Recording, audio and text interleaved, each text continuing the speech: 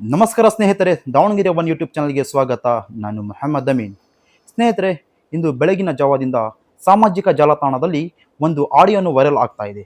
ಅದು ಸಚಿವ ಜಮೀರ್ ಅಹಮದ್ ಖಾನ್ ಮತ್ತು ನಮ್ಮ ದಾವಣಗೆರೆಯ KMDC ನಿರ್ದೇಶಕರಾದ ಸಿರಾಜ್ ಅಹಮದ್ ಸರ್ ಅವರ ಒಂದು ಆಡಿಯೋನು ವೈರಲ್ ಆಗ್ತಾ ಇದೆ. ಬನ್ನಿ ಈ ಆಡಿಯೋ ಬಗ್ಗೆ ನಾವು ಮಾತಾಡಲಿಕ್ಕೆ ಈಗ ಸ್ವತಃ ನಮ್ಮ ಜೊತೆ ಸಿರಾಜ್ ಅಹಮದ್ ಸರ್ ಇದ್ದಾರೆ. ಬನ್ನಿ ಮಾತಾಡೋಣ. ಸರ್, ಮೊದಲಿಗೆ ನಮಸ್ತೆ ಸರ್. ನಮಸ್ಕಾರ ಸರ್, ಇವತ್ತು ಬೆಳಗಿನಿಂದ ಒಂದು ಆಡಿಯೋನು ವೈರಲ್ ಆಗ್ತಾ ಇದೆ ಸರ್, ನಿಮ್ಮದು ಮತ್ತು ಸಚಿವ ಜಮೀರ್ ಅಹಮದ್ ಖಾನ್ ಉಪಚುನಾವಣೆಗೆ ಸಂಬಂಧಪಟ್ಟ ಮಾತಾಡಿರೋ ಒಂದು ಆಡಿಯೋ. ಸೊ ಏನು ಹೇಳಕ್ಕೆ ಇಷ್ಟಪಡ್ತೀರಾ? ಅದು ಏನು ಮಾಧ್ಯಮದಲ್ಲಿ ತೋರಿಸ್ತಾ ಇದ್ದಾರೆ, ವಿಡಿಯೋ ಏನು ಆಡಿಯೋ ಏನು ವೈರಲ್ ಆಗ್ತಾ ಇದೆ. ಅದಕ್ಕೆ ನಾನು ಕೇಳಿದೆ, ಅದು ಆ ಆಡಿಯೋ ಅದು 100% ಫೇಕ್ ವಿಡಿಯೋ ಇದೆ. ಅದು ಆರ್ಟಿಫಿಷಿಯಲ್ ಇಂಟೆಲಿಜೆನ್ಸ್ ಇಂದ ಮಾಡಿರ್ತಕ್ಕಂಥ ವಿಡಿಯೋ ಇದ್ದಂಗೆ ಕಾಣ್ತಾ ಇದೆ. ನನ್ನ ವಾಯ್ಸು ಜಮೀರ್ ಸಾಹೇಬ್ರ ವಾಯ್ಸ್ ತಗೊಂಡು ಆ ಥರ ಸೃಷ್ಟಿ ಮಾಡಿ ಮಾತಾಡಿದ್ದಾರೆ. ಅದು ಯಾರು ಮಾಡಿದ್ದಾರೆ, ಏನು ಮಾಡಿದ್ದಾರೆ, ಅದಕ್ಕೆ ಷಡ್ಯಂತ್ರ ಮಾಡಿದ್ದಾರೆ ಅಂತೇಳಿ ಅದು ಬಹಿರಂಗವಾಗಿ ಗೊತ್ತಾಗುತ್ತೆ.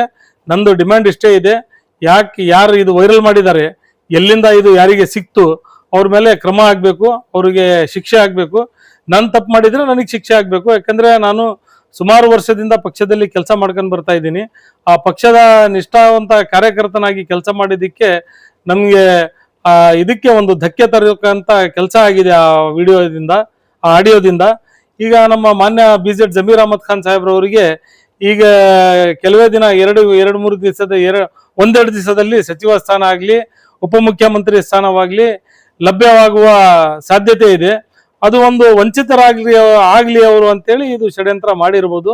ನನ್ನ ಹೆಸರು ಅವ್ರ ಜೊತೆಗೆ ಉಪಯೋಗ ಮಾಡಿ ಅವರಿಗೆ ಅದು ಒಂದು ಡ್ಯಾಮೇಜ್ ಆಗಬೇಕು ಅಂತ ಒಂದು ರೂಪ ಮಾಡಿರ್ಬೋದು ಅಂತೇಳಿ ಮೇಲ್ನೋಟಕ್ಕೆ ಕಾಣ್ ಬರ್ತಾ ಇದೆ. ಸರ್, ಈ ಆಡಿಯೋಗೆ ಸಂಬಂಧಪಟ್ಟ ಹಾಗೆ ಕಾಂಗ್ರೆಸ್ ಪಕ್ಷದಿಂದ ಏನಾದ್ರೆ ಹೈಕಮಾಂಡ್ ಇಂದ ನಿಮಗೆ ಕರೆ ಬಂದಿದೆ ಏನು ಸರ್?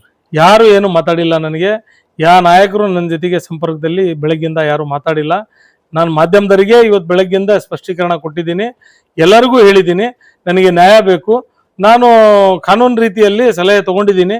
ಕಾನೂನು ರೀತಿಯಲ್ಲಿ ಅವ್ರಿಗೆ FIR ಮಾಡಿ ಯಾರದು ಆಡಿಯೋ ರಿಲೀಸ್ ಮಾಡಿದ್ರು, ಯಾರದು ಆಡಿಯೋ ತಗೊಂಡ್ರು, ಅದು ಸತ್ಯ ಇದ್ರೆ ಯಾಕೆ ಈಗ ಮಾಡಿದ್ರು, ಅದು ನನಗೆ ತಿಳಿದ ಮಟ್ಟಿಗೆ 100% ಸುಳ್ಳು.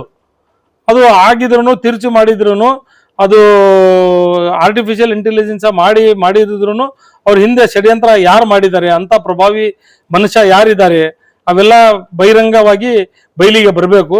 ಅದಕ್ಕೋಸ್ಕರ ನಾನು ಸೈಬರ್ ಸೇನೆಗೆ ಹೋಗಿ ಕಂಪ್ಲೇಂಟ್ ಕೊಡ್ತೀನಿ. ಈಗಾಗಲೇ ಅವ್ರಿಗೆ ಸಂಪರ್ಕ ಮಾಡಿದೆ, ನಿಜಲಿಂಗಪ್ಪ ಅನ್ನೋರಿಗೆ ನಾನು ಮಾತಾಡಿದೆ. ಅವರು ಇಲ್ಲ 6 ಗಂಟೆಗೆ ಬರೋಣ, ಸಾಹೇಬರು ಬರ್ತಾರೆ, ಅವಾಗ ಕಂಪ್ಲೇಂಟ್ ಕೊಡ್ರಂತೆ ಅಂತ ಹೇಳಿದ್ದಾರೆ. ನಾನು 6 ಗಂಟೆಗೆ ಹೋಗಿ ಸೈಬರ್ ಸೇನೆಯಲ್ಲಿ ಕಂಪ್ಲೇಂಟ್ ಕೊಡ್ತೀನಿ. ಸರಿ, ನಿಮ್ಗೆ ಯಾರದ ಮೇಲೆ ಆದ್ರೂ ಡೌಟ್ ಬರ್ತಾ ಇದೆ ಈ ತರ ಇವರೇ ಷಡ್ಯಂತ್ರ ಮಾಡಿರ್ಬೋದು ಅಂತ? ಈಗ ಬಹಳಷ್ಟು ಜನ ಷಡ್ಯಂತ್ರ ಮಾಡ್ತಾ ಇದ್ದಾರೆ.